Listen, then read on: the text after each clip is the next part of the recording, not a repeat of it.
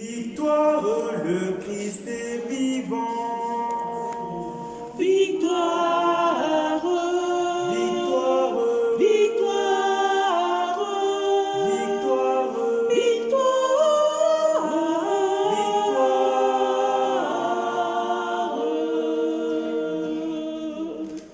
victoire,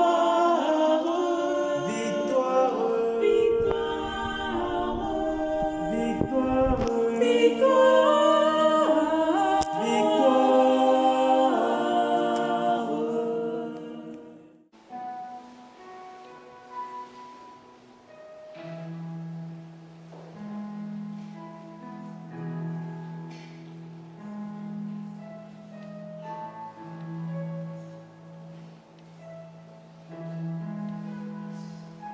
Nous allons maintenant invoquer l'Esprit Saint.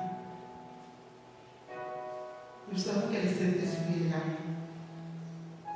Il a commencé avec nous. Il continue avec nous. Mais c'est lui qui nous instruit, c'est lui qui nous rappelle tout ce que le Seigneur a fait. C'est lui l'Esprit Saint. Nous allons maintenant désirer vraiment sa présence dans nos cœurs. Que l'Esprit Saint puisse venir visiter nos cœurs ce soir. Que l'Esprit Saint puisse venir remplir nos cœurs de ta présence. Parce que nous avons besoin de lui. Nous avons besoin de lui pour avancer, pour être témoins du Seigneur. Nous avons besoin de l'Esprit Saint. Ensemble, nous prenons l'Esprit Saint. Oui, Saint-Esprit de Dieu. Oui, Dieu. Saint-Esprit, Père, Esprit Saint. Nous avons besoin de toi dans nos vies. Nous avons besoin de ta présence dans nos vies. Oui, Saint-Esprit de Dieu, ce soir, viens encore nous visiter. Ce soir, viens dans nos cœurs. Ce soir, viens parler, Esprit Saint. Parce que toi, tu es dans nous, Père, Esprit Saint. Tu es dans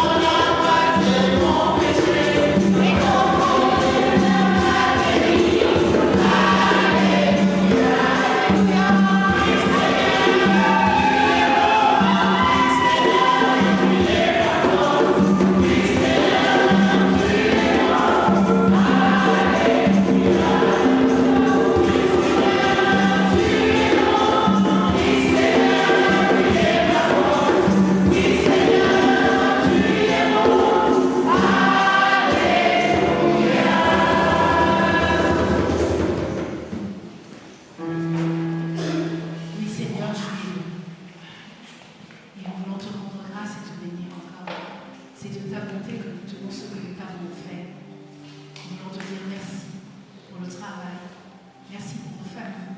Merci pour la santé. Merci pour tout ce que nous avons reçu de toi. Seigneur, nos faibles mots et notre petite contribution, nous la mettons dans ce panier. Qu'elle serve à ton œuvre, Seigneur. Nous te bénissons et nous te rendons grâce et nous disons merci, Seigneur Jésus. Merci, Seigneur Jésus.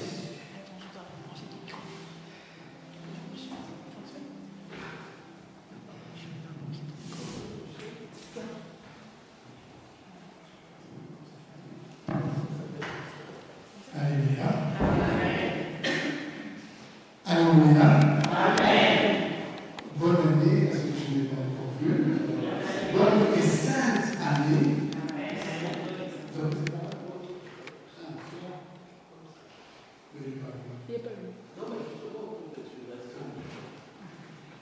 Donc, je disais bonne et sainte année à tous ceux que je n'ai pas encore vu cette année-ci. Je vous souhaite vraiment le meilleur que le Seigneur peut vous donner.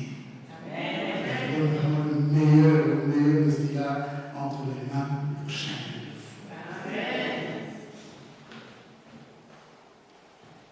Je ne me rappelle plus très bien quand, c'était au mois de décembre. Je pose la question, il y a quelqu'un. Ma maman m'a dit que je n'étais pas doux.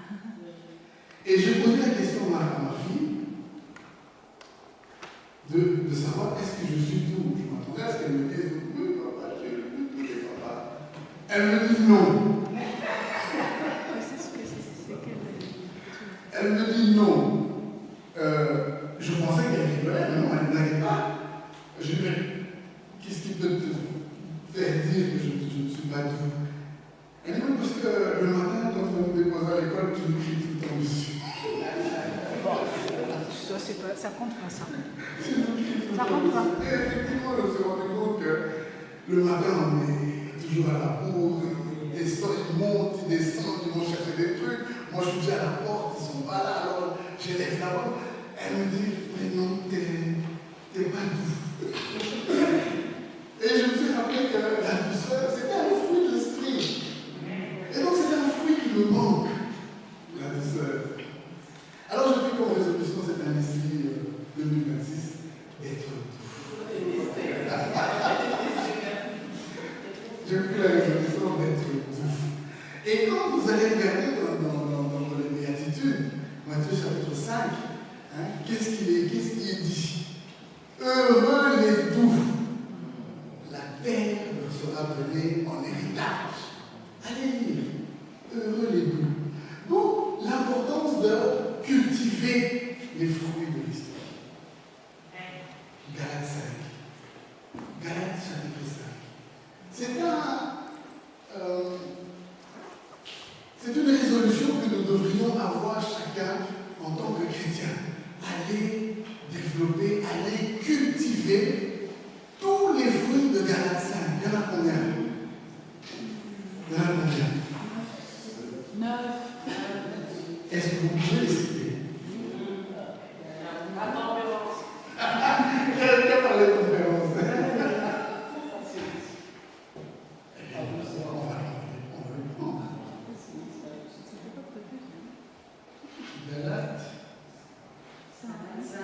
Galates chapitre 5.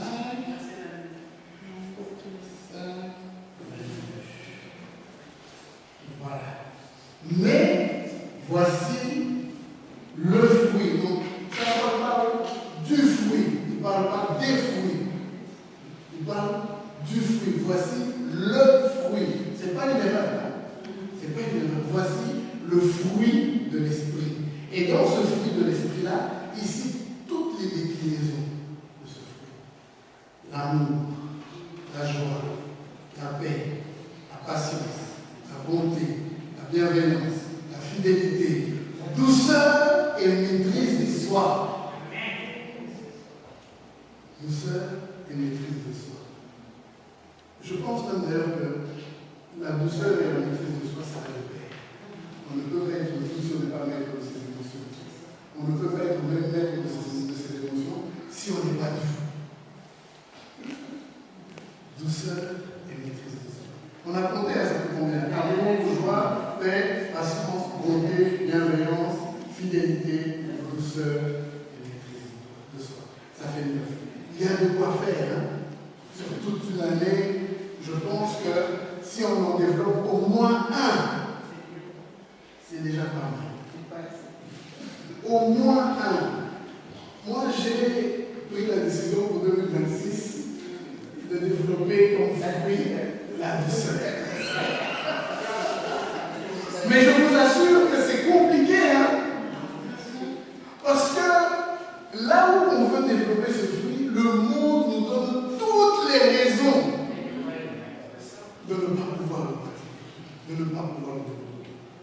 Ce matin encore, j'ai crié sur eux. C'est le matin, ça compte pas. Ce matin encore, j'ai crié sur eux parce qu'ils étaient en retard. Voilà. Et puis après, je me suis rendu compte que c'était là, t'as monté. J'ai manqué de ça. Donc, c'est une résolution que nous devrons prendre, mais en nous rendant bien compte que c'est quelque chose de pas facile. Prenez un fruit qui vous manque, essayez de le développer pendant au moins un mois. Vous en verrez les résultats. Donc, j'ai décidé, avec mon accompagnateur spirituel, que nous allons développer ce fruit de la douceur. Et chaque fruit du Saint-Esprit que nous n'avons pas, bien souvent, c'est dû à notre trait de caractère. Et notre trait de caractère est dû à quoi? Est dû essentiellement aux blessures que la vie ou que les autres nous ont infligées. Très souvent. Alors il faut remonter à l'origine. Pourquoi est-ce que je n'arrive pas à être patient?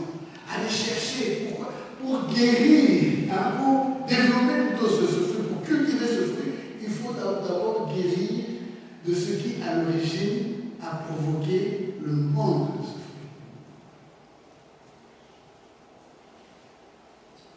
Peut-être que je vais voir avec mon accompagnateur spirituel, peut-être que je ne suis pas doux parce que je n'ai peut-être pas reçu assez de douceur dans ma vie.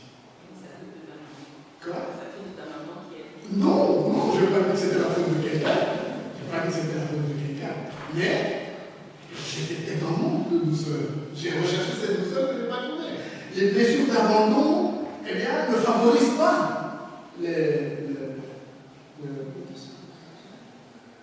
le développement de certains fruits de l'esprit. Les blessures d'éloignement forcé. Dieu sait combien de blessures chacun de nous traîne.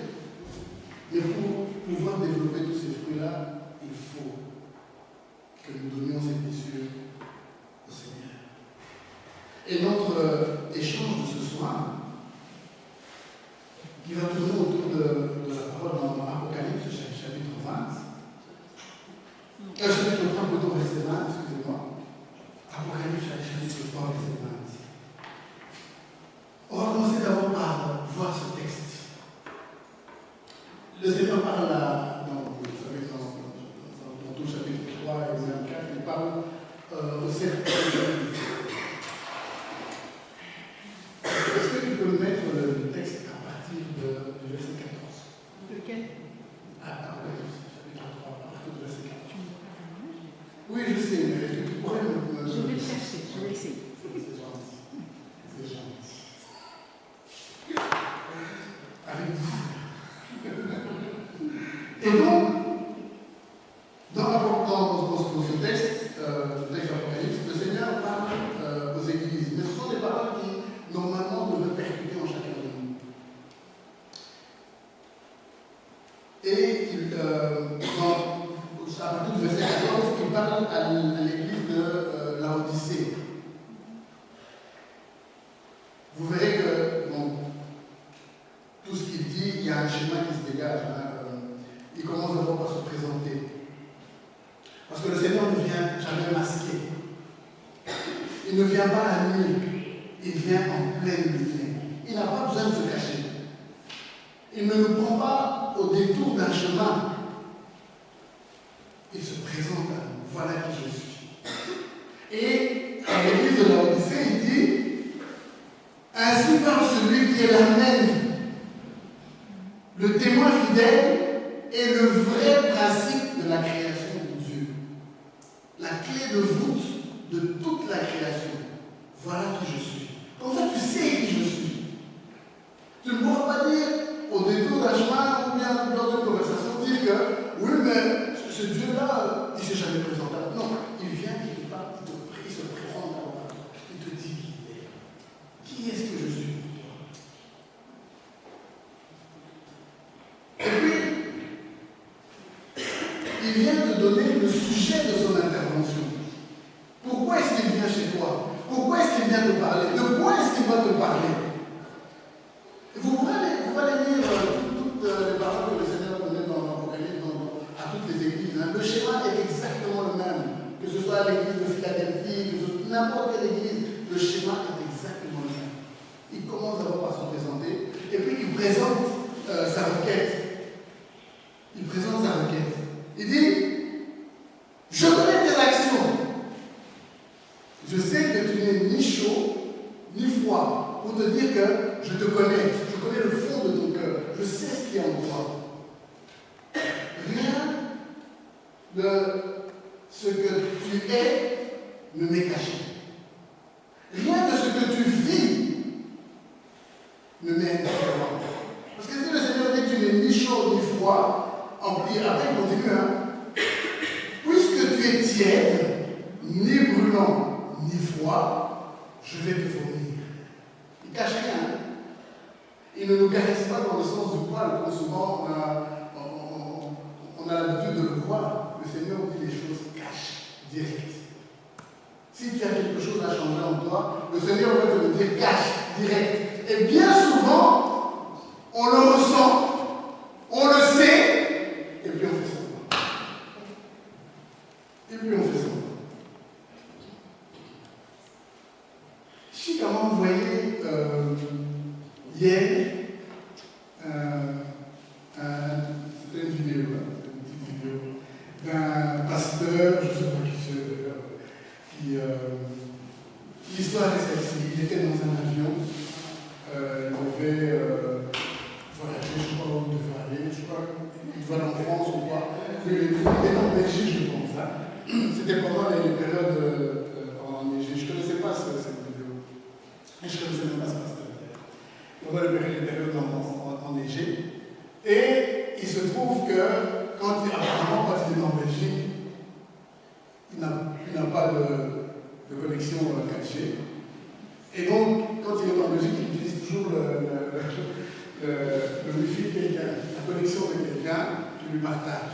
Cette fois-là, il était dans l'avion, il n'avait pas de connexion. Et il voulait parler avec, je ne sais pas, sa femme ou sa maman, ou je ne sais pas, c'est pas très important. Et donc, il dit, mais j'ai pas de Wi-Fi. Et puis, il dit qu'à ce moment-là, il se souvient que c'était un voyant. Il se souvient qu'il est voyant. Que le Seigneur lui a donné, lui a fait ce don de voyance. Je ne sais pas si on peut appeler ça comme ça, mais il est voyant. Il voit les choses.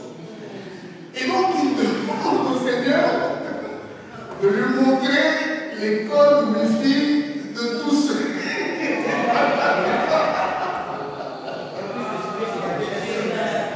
Et il se souvient qu'il était voyant et il demande au Seigneur de lui montrer les codes Wi-Fi. Je crois que c'est un truc de soir.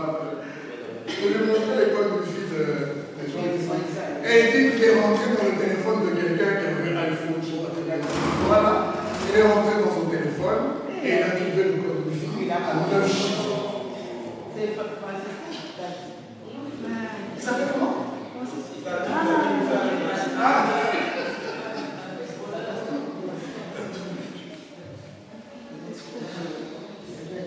Et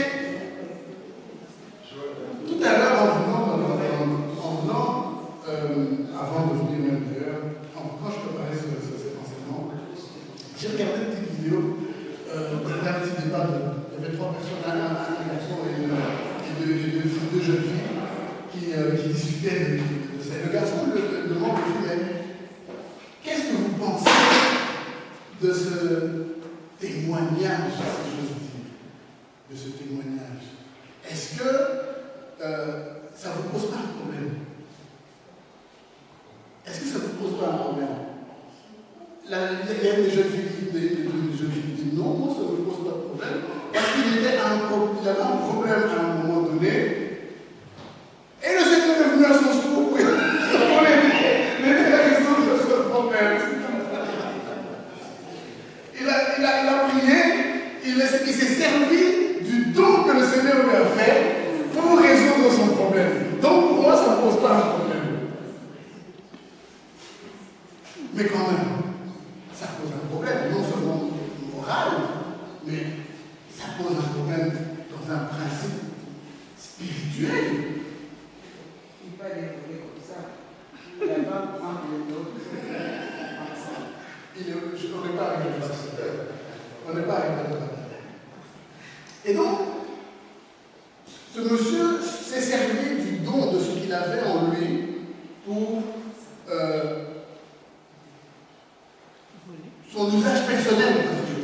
C'est vraiment un usage personnel du don que le Seigneur lui a donné. Ce que le Seigneur met en nous, ce n'est pas pour que nous en fassions un usage personnel. C'est pour que nous le partagions. Et comme le Seigneur nous dit que tu n'es ni chaud ni froid, mais c'est ça, c'est que parfois tu fais le bien. Oui, tu peux le remettre. C'est que parfois tu fais le bien, tu es capable de faire le bien, et parfois tu es capable de faire tout à fait le contraire. Tu n'es ni chaud ni froid. Tu n'es ni brûlant ni glacé. Tu es tiède. Et le Seigneur dit qu'il vomit les tièdes. Je vais te vomir de ma bouche. Tu dis, je suis riche, je m'enrichis, je ne manque de rien. Encore une fois, c'est des choses personnelles. Nous faisons usage de ce que le Seigneur nous donne pour notre bien-être personnel, pour nous-mêmes. Alors, on y aller, vous allez lire aussi puisque tu étais là, etc. 18, alors je te conseille, achète chez moi pour t'enrichir de l'or purifié au feu, de vêtements blancs pour te couvrir, etc. Et le plus important, c'est le verset 20. Tu peux mettre le 20. Merci. Voici que je me tiens à la porte et je frappe. Si quelqu'un entend ma voix et ouvre la porte, j'entrerai chez lui, je prendrai mon repas avec lui et lui avec moi. Dans certaines versions de la Bible, il est même écrit, j'entrerai chez lui avec mon Père. Donc il ne viendra pas seul, il viendra avec le Père. Et nous savons tous que quand il vient avec le Père, le Saint-Esprit n'est pas loin, et même toute la cour céleste n'est pas loin. Mais il faut lui ouvrir la porte. Alors, lui ouvrir la porte. De quelle porte parlons-nous? Oui, mais ce serait un peu réducteur de dire juste la porte de son cœur. C'est lui ouvrir la porte de toute notre maison, c'est-à-dire tout notre être, toute notre maison. Parce que dans une maison, nous avons plusieurs pièces. On a le hall d'entrée, on a le living, on a les chambres, on a la salle de bain, la toilette, etc. Souvent, quand on reçoit des invités, on prépare bien le hall d'entrée parce que, voilà, il faut que les gens voient qu'ils entrent quelque part où il faut que c'est propre. Et puis, on prépare bien le salon, qui soit beau, nettoie, etc. On prépare bien la toilette, on nettoie, et c'est à peu près tout ce qu'on prépare. Parce que les invités n'ont pas vocation à aller dans nos chambres. Les invités n'ont pas vocation à aller voir notre salle de bain, notre baignoire. Les invités n'ont pas vocation à aller, que sais-je, dans la cuisine. Alors, on néglige un petit peu la préparation de la cuisine, on néglige la préparation de la salle de bain, on néglige toutes les pièces où les invités n'ont pas vocation à entrer. Mais le Seigneur nous dit qu'il n'est pas venu simplement visiter notre salon. Il n'est pas venu simplement visiter notre hall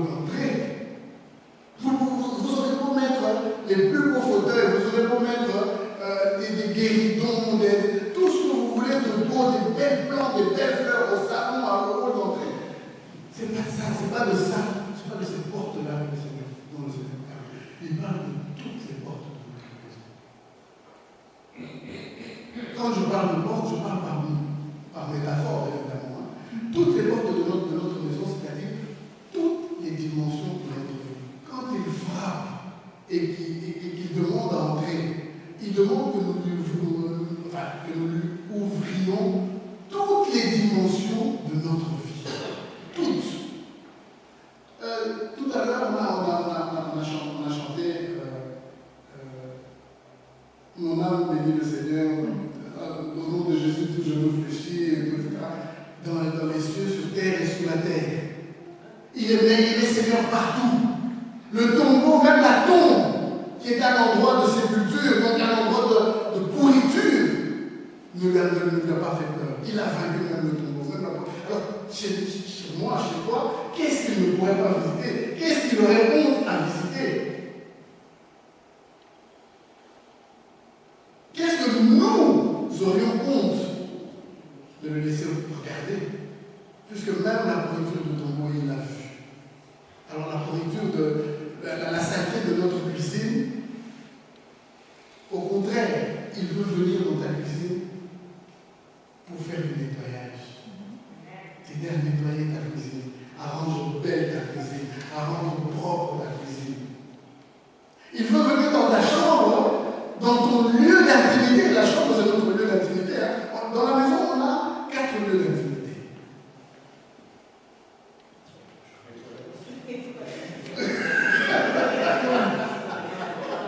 Bon, lui va commencer par les toilettes. Moi, je voulais commencer par la chambre, mais bon. La toilette, elle est un lieu d'intimité. Notre chambre est un lieu d'intimité. Notre cuisine est un lieu d'intimité. Et notre salle de bain, là où nous lavons, là où nous débarrassons de toute notre saleté, est un lieu d'intimité. Ce sont ces lieux-là que le Seigneur veut venir visiter. Pas du superflu. Quand lui, il vient et qu'il se présente à toi, il dit qui il est. Je suis la même. Le principe de la création de Dieu. Il dit qui il est. Il s'attend à ce que tu lui dises aussi qui tu es. À ton tour. Que tu lui dises qui tu es. Voilà, Seigneur, voilà qui je suis. Encore faut-il que tu te connaisses toi-même. Encore faut-il que tu te connaisses toi-même. Qui es-tu? Si le Seigneur vient aujourd'hui devant ta frappée de la porte, il te demande qui es-tu, qu'est-ce que tu veux faire? Que vas-tu dire? Seigneur, je suis Patrick, je suis marié, j'ai bientôt un enfant. Oui, mais ça il sait. Ça il sait. Il veut que tu lui donnes, tu lui ouvres jusqu'aux profondeurs de ton cœur. Ton intimité. Là où tu n'as jamais laissé entrer personne. Quand je disais que quand ma fille m'a dit que je n'étais pas nous, ça m'a heurté au plus profond de moi. C'était un endroit où je n'avais jamais laissé entrer personne. Ça m'a heurté. Véritablement, ça m'a fait mal. Parce que j'y ai pensé tout le reste de la journée. Si même ma fille, je trouve que je ne suis pas bon alors, c'est que je déjà Le Seigneur veut venir nous rencontrer dans ces lieux-là, dans cette intimité. Alors, il ne vient pas simplement que pour nous rencontrer. S'il avait dit à l'église, à l'ange de l'église de Laodicée, à l'ange de l'église de Laodicée, simplement, je sais que tu n'es ni chaud ni froid, etc. Et puis après, il dit non. Il lui dit que je t'ai visité, j'ai visité ton intimité, j'étais aussi loin que possible dans ton intimité, je sais qui tu es, je sais comment tu es, mais je ne te laisse pas ça, je te donne une solution. Achète chez moi de l'or purifié au creuset, des vêtements blancs. Il lui donne une solution. Il ne laisse pas l'Église dans le questionnement. Vous voyez qu'il est cohérent, notre Dieu. Hein? Il commence par se présenter, il te donne le sujet de son intervention, et puis il te donne le remède. Comme un médecin. tu vas chez le médecin te dit pas simplement bon monsieur, vous avez un cancer, désolé, vous allez mourir. Non. Il dit ça pas simplement, vous avez une tumeur, bon ben désolé, voilà, je posais mon diagnostic, vous avez une tumeur, et puis c'est tout. Non, le médecin, quand tu vas chez lui, il découvre une tumeur, il te donne un moyen, il met en place un protocole pour pouvoir te soigner de cette tumeur. Seigneur, c'est la même chose. Il met en place un protocole pour pouvoir te soigner. Et en venant chez toi, en frappant à ta porte, quand tu le laisses entrer, c'est là le début du protocole. Le protocole commence à partir du moment où nous acceptons de faire entrer le Seigneur dans notre maison, dans le cœur de notre vie, dans l'entièreté de notre vie. Et il termine toujours par une promesse. Il te dit, la maladie dont tu souffres, le médecin peut te dire, on met en place ce protocole, mais on ne sait pas si tu vas être guéri, on ne sait pas combien de temps ça va durer, mais le Seigneur te fait, à nous, il nous fait une promesse. Il dit, non seulement je vais m'occuper de cette tumeur, m'occuper de cette maladie, mais je vais la guérir. Je vais te guérir plutôt. On ne guérit pas la maladie, on guérit l'aide, n'est-ce pas, docteur? La maladie, ça ne se guérit pas. On guérit d'une maladie, mais on ne guérit pas la maladie. On ne soigne pas la maladie. On soigne l'être. Si tu achètes de l'or purifié au creuset chez moi, tu achètes des vêtements blancs, etc. Voilà ce que je te promets. Le vainqueur, je lui donnerai de siéger avec moi sur mon trône, comme moi-même, après la victoire, j'ai siégé avec mon Père sur son trône. Et il termine par celui qui a des oreilles, écoute ce que l'Esprit a à dire. Mais quand le Seigneur vient, entre chez nous, j'allais dire, le repas là, il est où le repas? Le repas dont je parle, qui le prépare le repas? Qui le prépare ce repas? Comment? C'est lui. C'est lui.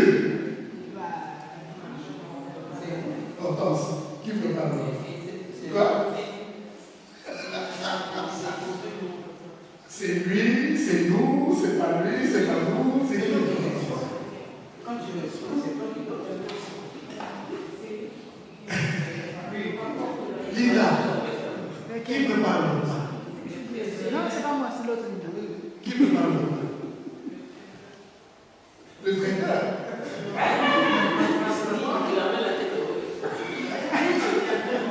Il amène tout. Eh bien, justement, le Seigneur n'a même pas tout. Il trouve sur place. Le Seigneur n'a même pas tout. Il trouve sur place. Il trouve sur place. Tout ce dont il a besoin pour préparer ce repas, il va le trouver en toi. Et qu'est-ce qu'il va trouver sur place? Maïva, tu parles pas assez fort, donc je ne t'entends pas. C'est pas Maïva, Qu'est-ce qu'il trouve sur place? Il trouve. Il n'a pas besoin de venir avec quoi que ce soit parce que tout ce dont il a besoin, il le trouve en nous. Alors, parfois, c'est des choses pas très rajoutées.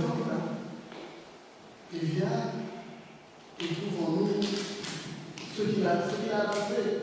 On est peut-être méchants, on est des jaloux, on est des personnes peut-être avec pas beaucoup d'humanité, pas beaucoup, mais il vient trouver. J'en veux pour exemple sa rencontre avec Zachée. Donc d'abord sa rencontre avec la Samaritaine. Ce texte de la Samaritaine, il nous poursuit. D'abord sa rencontre avec la Samaritaine. Il était là sur le puits, assis. C'est dans Jean chapitre 4, verset 5 et puis le reste. La dame vient et trouve Jésus assis au bord du puits. La seule chose que Jésus lui demande, c'est donne-moi à boire. Donc il vient qu'il suppose qu'elle a. Sinon, il ne peut pas l'aider à boire. Mais elle a la faculté d'avoir de l'eau, d'aller puiser. Elle a les instruments nécessaires pour aller puiser dans ce puits. Aller puiser l'eau. Donne-moi. Donne-moi ce que tu as. Donne-moi ce qui est en toi. C'est ça que Jésus lui demande. Il avait certainement soif aussi. Mais la symbolique derrière ça, c'est que le Seigneur vient trouver et travaille avec ce qu'il trouve en chacun de nous. Il travaille avec notre mauvaise humeur, il travaille avec notre manque de douceur, il travaille avec notre manque de tempérance. Il vient, il trouve tout ça. Et tout ça, ce sont des ingrédients pour préparer le repas. Il vient, il va trouver des blessures en chacun de nous. Souvent, on a l'impression qu'on doit d'abord être guéri avant de rencontrer le Seigneur. Non, le Seigneur vient nous trouver avec les blessures que nous avons. Et avec ça, il vient préparer le repas. Pour que son Père, les anges, les sages, tous viennent manger à la même table que nous. Ou plutôt, que nous soyons rendus dignes de manger à la même table que nous. Mais il commence d'abord par faire ce travail. Tu ne peux pas manger si tu n'as pas fait la cuisine. Si tu n'as pas préparé, tu ne peux pas manger. Mais le Seigneur commence d'abord par faire ce repas, préparer ce repas. Il te demande. Alors, il vient dans ta cuisine, il ouvre les armoires et il voit ce que tu as. Il te demande, donne-moi le sel. Tu prends le sel, tu lui donnes. Donne-moi la tomate. Tu prends la tomate, tu lui donnes. Donne-moi la viande. Tu prends la tomate, tu lui donnes. Vous voyez où je veux en venir? Il nous demande ce que nous avons, il nous demande plutôt de lui donner ce que nous avons. Et dans ce que nous avons, peut-être que dans notre frigo, dans le congélateur, il y a de la viande avariée. Peut-être que la tomate que nous avons, la boîte de tomates que nous avons dans le frigo, elle date d'il y a 1 an. Peut-être que le sel que nous avons, il ne sale plus. Le Seigneur a dit, après ça sert d'être, si vous êtes le sel de la terre, si le sel ne sert plus à quoi il sert, c'est au travail pour le jeter. Peut-être que je sais pas, le beurre avec lequel il devrait cuisiner, c'est du beurre rose et qui traîne dans notre frigo depuis des années. Toutes ces choses-là, mais le Seigneur, il n'a pas peur. Lui qui transforme l'eau en vin, vous croyez vraiment qu'il va avoir peur de faire de la cuisine avec de la viande avariée? Est-ce que vous croyez vraiment qu'il va avoir peur de faire de nous des hommes et des femmes meilleurs avec les blessures que nous avons? Et il te demande, la seule chose qu'il te demande, c'est donne-moi. Donne-moi. Donne-moi ce que tu as, ce que tu possèdes, tout ce que tu as dans ton frigo. Moi, je vais me charger du repas. Je vais me charger de préparer le repas. Je disais, la femme samaritaine, quand elle vient voir Jésus la connaît intérieurement.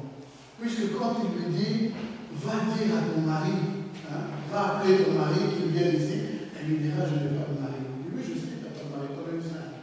Et celui avec lequel tu vis maintenant, c'est pas ton mari. Mais Jésus n'a pas renoncé à entrer chez elle, à entrer dans son cœur, pour transformer sa vie. Et sa vie a été transformée. Parce que puisqu'elle est partie, dire aux autres, voilà, j'ai rencontré quelqu'un qui m'a dit tout ce que je suis. Zachée, Jean chapitre 19.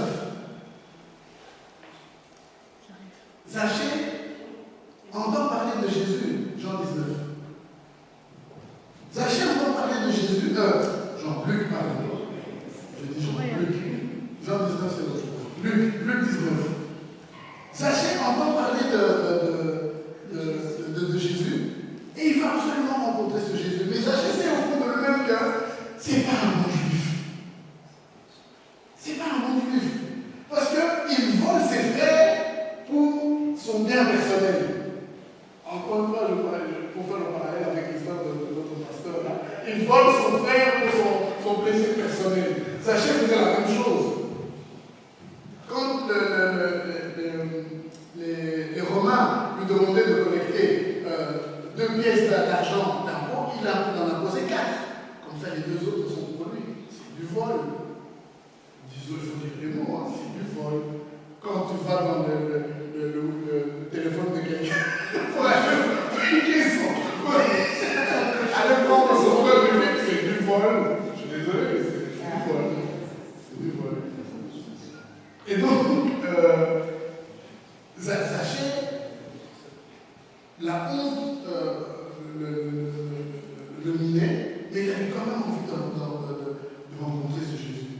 Et Jésus était à la porte de la maison de Zachée et il toquait, il frappait. Zachée a entendu le Seigneur. Il a entendu que le Seigneur frappait à sa porte. Zachée a décidé de l'ouvrir. Mais il l'a ouvert parce que Jésus lui a dit, ce soir je viens manger chez toi. Est-ce que quelqu'un, si je viens à je sais pas moi, à Munich, ce soir je vais manger chez toi, la première préoccupation de Munich, ça va être quoi? Est-ce que j'ai à manger? Toi tu dis que tu vas venir manger chez moi, mais j'ai rien préparé, j'ai rien à... Hein? J'ai même pas fait les courses. J'ai même pas fait les courses. Bon, ce soir je vais manger chez toi.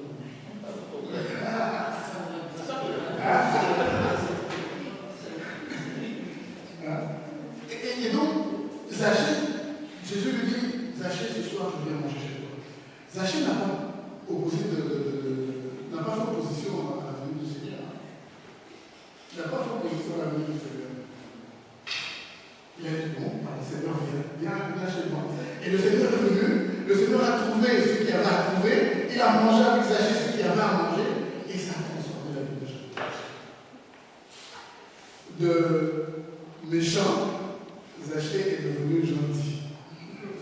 Il a décidé de tout rendre. Et même s'il a fait du mal à quelqu'un, il va le rendre 4 fois plus que ce qu'il a fait. Voilà. Zachée.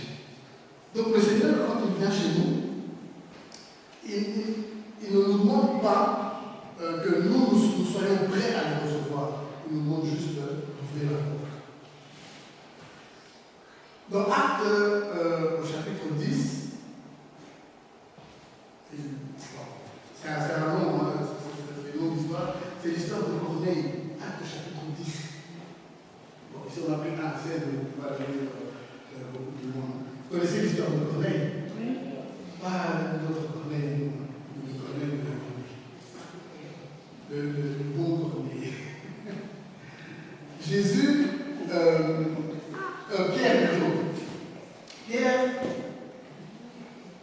monte sur le toit. Enfin, d'abord le Saint-Esprit parle à Corneille. Donc pour vous dire que le Saint-Esprit parle à chacun de nous, à n'importe qui.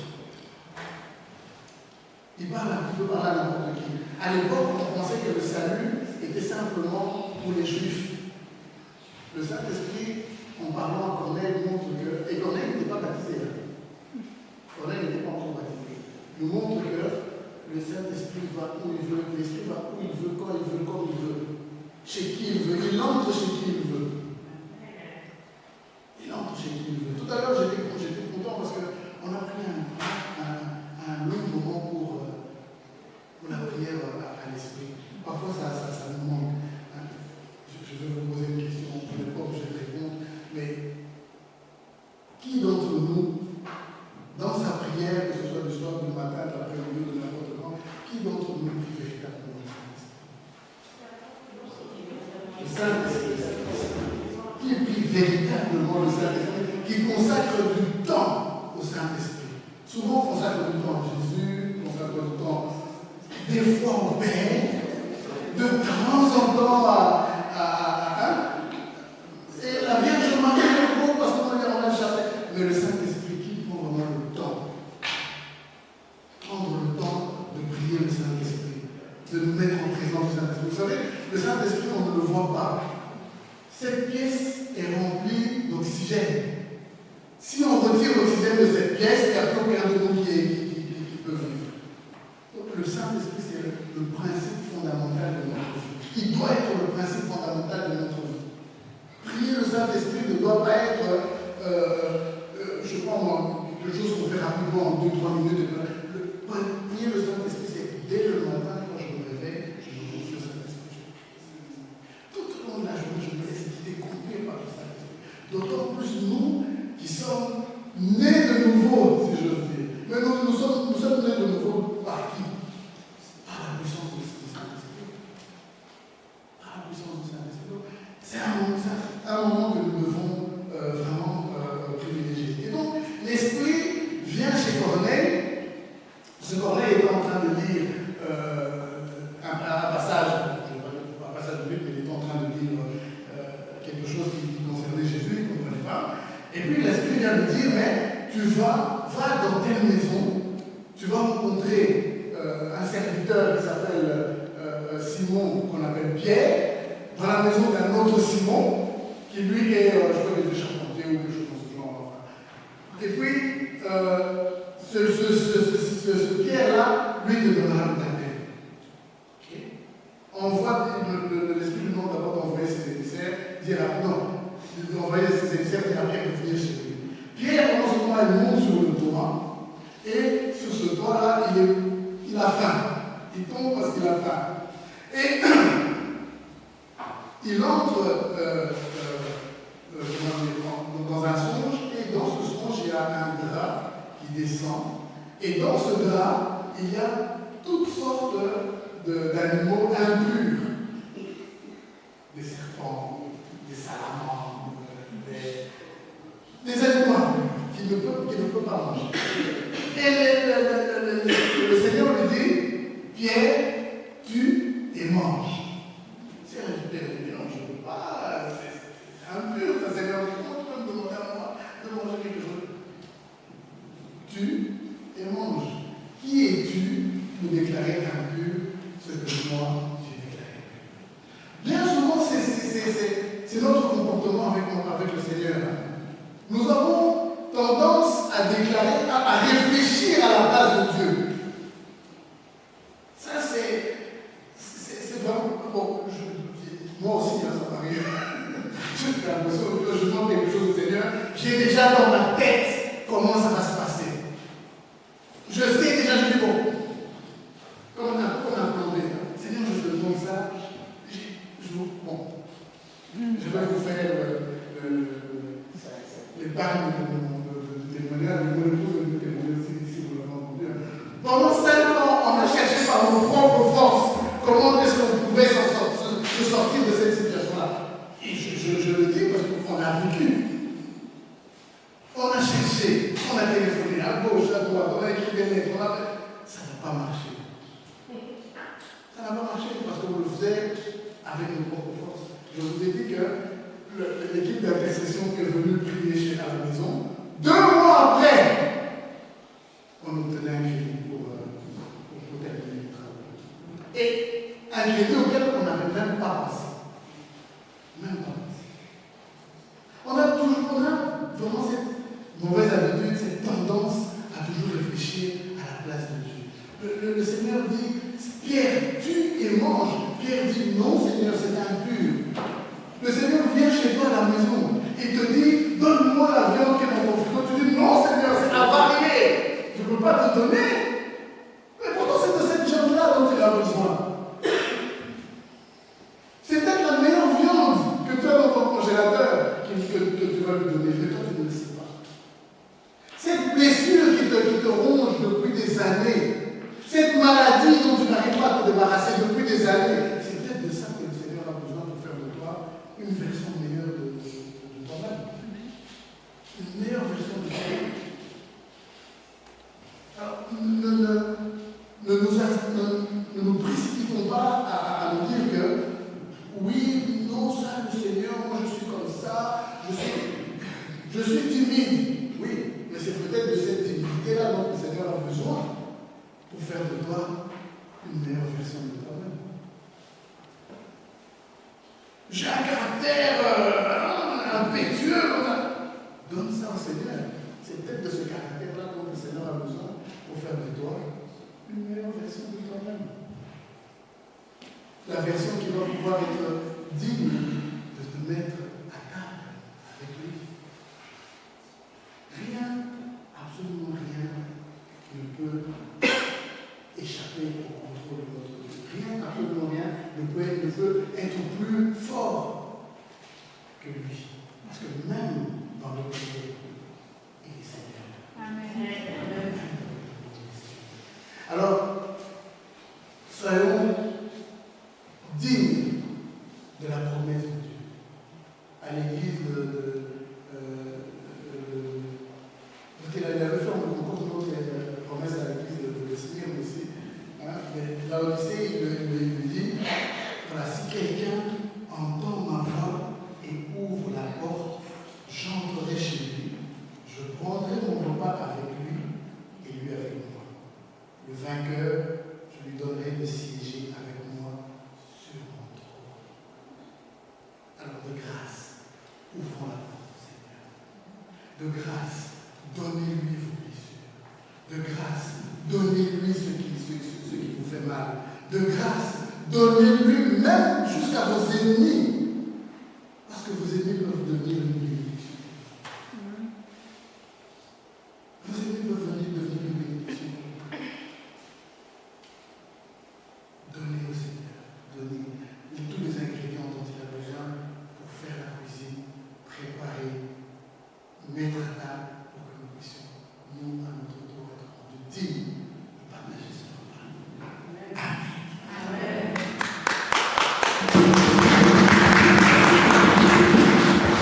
Est-ce que nous pouvons prendre le chant Donne-moi? Oui, celui-là. Attends, 2 minutes. Et pendant ce temps-là, Lequel? je vais vous appeler à la méditation, à entrer au plus profond de vous-même. Certains, peut-être ce soir, le Seigneur va peut-être te ramener très très loin, peut-être même jusqu'à ton enfance, à l'écoute de ce chant. Le Seigneur veut aller au plus profond, le plus loin possible. Ouvre-lui toutes les portes, sans restriction. Ouvre-lui toutes les portes, sans peur de ce qui va arriver. Certains vont peut-être ressentir des vieilles blessures qui vont se relever, qui vont se réveiller plutôt. Eh bien, c'est de ça que le Seigneur a besoin. Il a besoin que nous lui donnions tout ça. On va fermer les yeux pour rentrer dans l'intimité de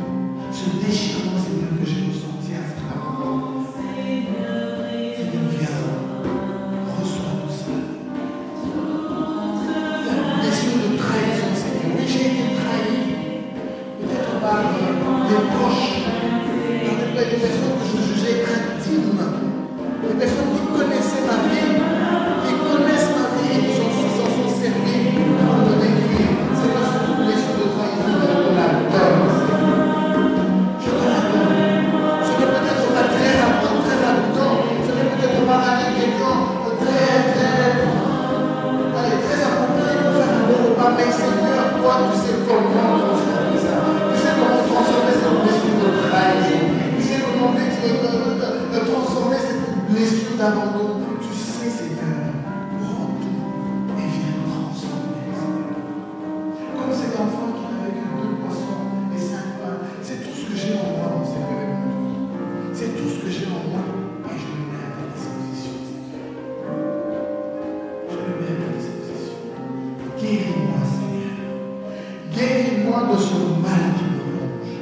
Guéris-moi, Seigneur, de ces paroles qui me brisent. Guéris-moi, Seigneur, de ces paroles de malédiction qui ont été prononcées sur moi. Ah, il y a des paroles de malédiction qui ont été prononcées sur moi.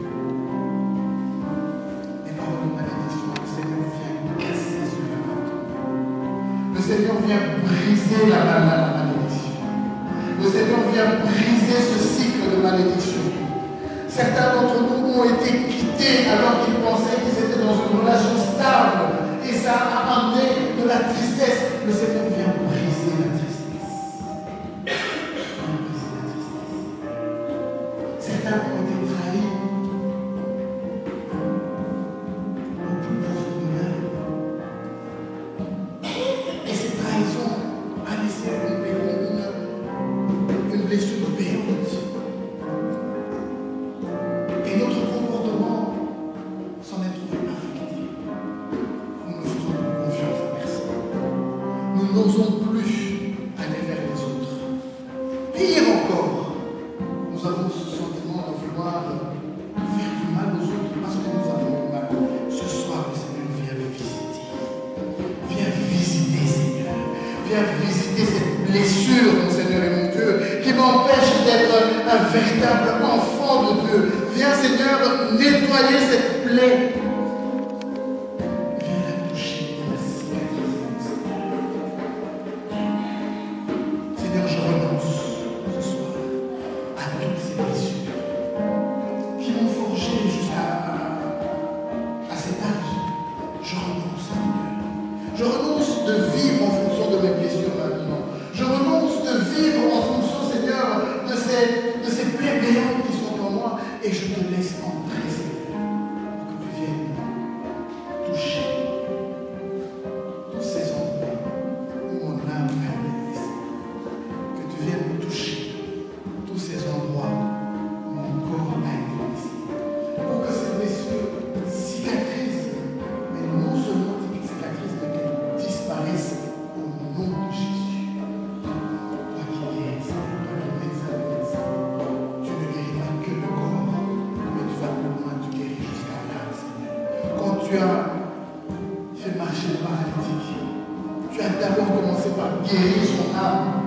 Et à la guérison de son âme, tu lui as dit, lorsque son âme a été guérie, tu lui as dit, lève-toi, prends ton grabat et marche. Ce soir, c'est toi qui as guéri, qui as touché. Pour que nous aussi, nous puissions prendre notre grabat et commencer à marcher à la suite. Viens toucher les âmes, Seigneur. Viens guérir toutes les blessures de nos âmes. Dis seulement un mot, Seigneur. Dis seulement un mot, Seigneur. Dis seulement un mot, Seigneur, et mon âme sera guérie. Dis seulement un mot, Seigneur, et cette blessure de trahison disparaîtra. Dis seulement un mot, Seigneur, et cette blessure d'abandon disparaîtra. Dis seulement un mot, Seigneur, et cette tristesse qui m'habite, qui habite le fond de mon cœur, disparaîtra. Dis seulement un mot, Seigneur. Dis seulement un mot, Seigneur.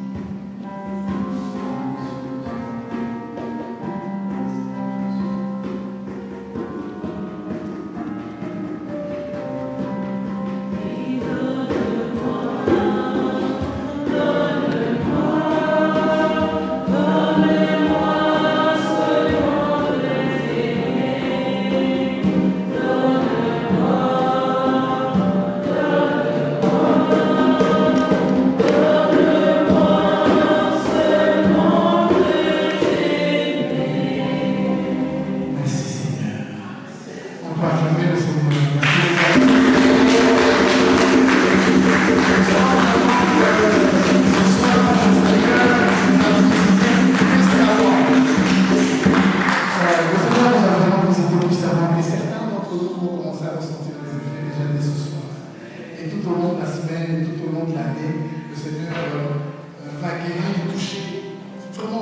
décisions les plus profondes que nous avons dans notre vie, sur nos âmes.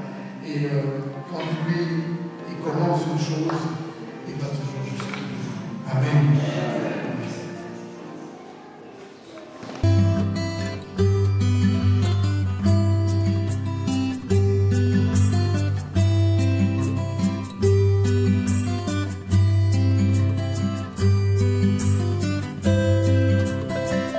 bakotunaka ngai ndenge nini kimia mpe esengo ezalaka okati ya motema mwa ngai, ndenge nini na ntango ya mpasi mpe ya bisengo boboto mpe bondeko bozalaka okati ya libota lya ngai. Eyano na ngai napesi na loyembo botala bobele Yezu mosusu te.